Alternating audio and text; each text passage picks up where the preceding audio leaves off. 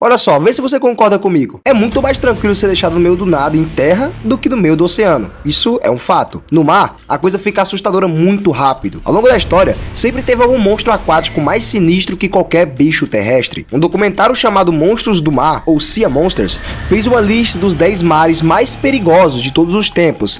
Teve desde água do período Jurássico com pliossauros gigantes, até oceanos cheios de lulas monstruosas e os escorpiões do mar. E até o maior tubarão que já existiu. Você deve conhecer, mas nada se compara ao campeão, o mar que existia no final do Cretáceo, cheio de monstros que fariam os predadores de hoje parecerem fofinhos, de verdade. Alguns desses animais apareceram no documentário, outros não, mas todos davam arrepios e justificavam porque esse mar era o pior lugar para nadar. Sejam bem-vindos ao Aquário do Inferno. Você talvez nunca tenha ouvido falar desse mar raso pré-histórico chamado Aquário do Inferno, mas se você mora nos Estados Unidos, México ou no Canadá, lá na América do Norte, provavelmente já pisou onde ele existia. Ele cortava praticamente toda a América do Norte, criando 2 continentes-ilha que não existem mais, Lâmia a oeste e Apalácia a leste. Esse mar durou cerca de 34 milhões de anos, do início do Cretáceo, 100 milhões de anos atrás, até o início do Paleoceno, 66 milhões de anos atrás. Durante esse tempo, sempre tinham monstros marinhos por lá, mas alguns períodos ficaram piores que outros. O auge foi na Idade Campaniana, entre 83 e 72 milhões de anos atrás. Naquele tempo, o mar era quente, tropical, tinha até 970 km de largura e 3.200 de comprimento, mas era relativamente raso, 50 metros de média. Mesmo assim, ele estava cheio de predadores absurdos, muito maiores e mais assustadores do que qualquer dinossauro predador da Terra. Os mosassauros eram os monstros aquáticos mais famosos do Aquário do Inferno, répteis gigantes com nadadeiras e corpo alongado para nadar rápido. Alguns se moviam tipo enguia, outros já como tubarão. Os principais eram 3 espécies. Lidastes era o menor, tinha 6 metros de comprimento, ágil, caçava peixes e pequenos animais que ficavam nas águas rasas. Platecarpus, maior, ele tinha 7 metros e 1 tonelada. Ele comia peixes e algumas lulas. Já o Tilossauros, ele era bem grande, de 12 a 16 metros, dentes afiados e focinho de ariete, caçava tudo, de tartarugas a outros mosassauros. E o mosassauro clássico era ainda maior, 17 metros de comprimento e cerca de 10 toneladas, uma mordida brutal, e ele também caçava por emboscada criaturas muito grandes, até mesmo muitas vezes maior do que ele. Outros gigantes, como o Prognathodon, bem conhecido, também rodava o mar, quase do tamanho do Mosasaurus e igualmente, se não mais, perigoso. Mas mesmo sendo gigante, o Mosasaurus não tinha a mordida mais mortal do aquário. Esse título ia para o Deinosuchus, um crocodiliano enorme que vivia nas bordas do mar, principalmente em baías, estuários e às vezes águas mais profundas. Ele existia nos 2 lados do aquário. No leste era menor e mais comum, no oeste menor em número, mas gigante, chegando a 12 metros e 8 toneladas e meia. Diferente dos mosassauros, ele era super robusto e tinha armadura pesada nas costas, ajudando a andar fora da água. O grande destaque era a mordida monstruosa, crânio largo estilo jacaré, músculos enormes e dentes projetados para esmagar, não cortar. Estudos sugerem uma força de mordida maior que a bosta de um T-Rex adulto, mais de 100 mil newtons, 5 vezes o que precisa para esmagar simplesmente um carro, mano. Ele era oportunista, comia quase de tudo, mas fósseis mostram preferência por tartarugas marinhas, peixes grandes e dinossauros que chegavam perto demais da água.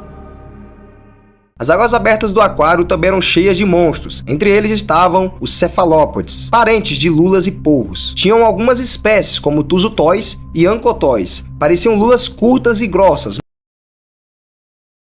Não achou que eu ia deixar passar isso sem falar um lá ele, né? Mas eram muito mais próximas dos polvos. Eles começavam pequenos, mas cresciam rápido, chegando a 3 metros. Caçavam peixes, invertebrados e até filhotes de mosassauro se vacilasse muito, usando os 10 tentáculos com ventosas e possivelmente jato de tinta também para escapar. E também tinha outra espécie, Parapussósia, gigante da família dos Ammonites, com conchas em espiral de até 3 metros e meio e mais de 1 tonelada e meia de peso. Se ela se desenrolasse, ela poderia chegar até 18 metros se tornando basicamente um kraken. Era provavelmente o invertebrado mais pesado de todos, caçando peixes, outros cefalópodes e talvez répteis marinhos. Apesar do tamanho, podia ser lenta e às vezes mais um susto do que um predador real. No mesmo mar, você tinha o maior mosasaurus e um dos maiores crocodilos de todos os tempos. Realmente parecia um filme de monstros ou até mesmo Godzilla. Além dos mosassauros e crocodilos gigantes, tubarões também nadavam no aquário, desempenhando papéis de predador e carniceiro. Tigtotus, gigante, do tamanho de um tubarão-baleia, mas com dentes planos para esmagar carapaças e crustáceos. Apesar do tamanho, não era tão perigoso para grandes animais. Também tínhamos o Ginshu Shark, cerca de 8 metros e 5 toneladas. Caçava qualquer coisa do tamanho certo. Outros tubarões, mosassauros, plesiosauros e qualquer coisa que se mexesse. Ele era extremamente rápido, até 70 km por hora, basicamente um recorde dos animais aquáticos. Dentes enormes e afiados, ataques violentos e tudo de ruim que você puder imaginar, essa coisa fazia. Também tínhamos o Crow Shark. Ele era menor, de 2 a 5 metros de comprimento, parecendo um tubarão-tigre. Caçava peixes, animais menores e até pterossauros próximos demais à costa. Também se alimentava de carniça, incluindo dinossauros levados para o mar. Mesmo não sendo os reis do aquário, esses tubarões deixavam o mar ainda mais perigoso e imprevisível, como se já não fosse o bastante ter basicamente mosassauros e crocodilos do tamanho de barcos. Os peixes, um dos monstros mais famosos do aquário era o Chipactinus, um peixe-osso gigante de 5 a 6 metros de comprimento. Ele tinha a cara larga e assustadora. Era um predador do mais alto nível. Mandíbula flexível permitia engolir qualquer coisa pequena. Fósseis mostram peixes de até 2 metros engolidos inteiros por essa bosta. Também tinha dentes afiados para cortar presas maiores em pedaços. Basicamente era um peixe monstruoso que podia devorar quase tudo o que cabia na boca dele. Depois desse peixe monstro, chegamos aos plesiosauros, outro grupo icônico do Aquário do Inferno. Eles tinham 4 nadadeiras como os mosassauros, mas corpo achatado e cauda curta e pescoços enormes. Alguns com o maior pescoço em relação ao corpo já registrado. Nadavam entre aspas voando com as nadadeiras, geralmente em águas rasas. Alguns como Elasmosaurus e Albertonectes chegavam a 11 metros e meio de comprimento, com pescoços super longos e muitas vértebras. Apesar do tamanho, eles se alimentavam de presas pequenas, usando o pescoço para enganar peixes e capturar moluscos ou pequenos animais. Não eram predadores de topo, mas eram habilidosos e bem-sucedidos com muita diversidade de espécies. E você me pergunta, o que aconteceu com todos esses monstros? Bom, alguns foram desaparecendo devagar, outros evoluíram para espécies diferentes, apesar de eu não acreditar tanto nisso. O aquário encolheu com o tempo, mas o fim de verdade veio com um asteroide que bateu na Terra há 66 milhões de anos, causando tsunamis e destruição em massa. Muitos monstros marinhos foram extintos, acabando com o que chamavam de Aquário do Inferno. Bom pessoal, quero saber de vocês, o que vocês fariam se de repente aparecesse na bosta de um marco crocodilos gigantes, mosassauros, plesiosauros e etc, muitas espécies que literalmente podem te matar, bastando você tá lá. Você não precisa nem mexer com elas, elas vão até você e te destroem, né? Então quero saber de vocês o que vocês fariam de verdade, cara. Assim, se você caísse no meio do mar nessa época, não tinha muito o que fazer, né? Basicamente acabou, não tinha pra onde ir não. Mas se você tivesse lá na época na Terra e tivesse a opção de ir pro mar, recomendo você, assim, não vá pro mar se você for voltar no passado assim, cara, porque não vai dar certo.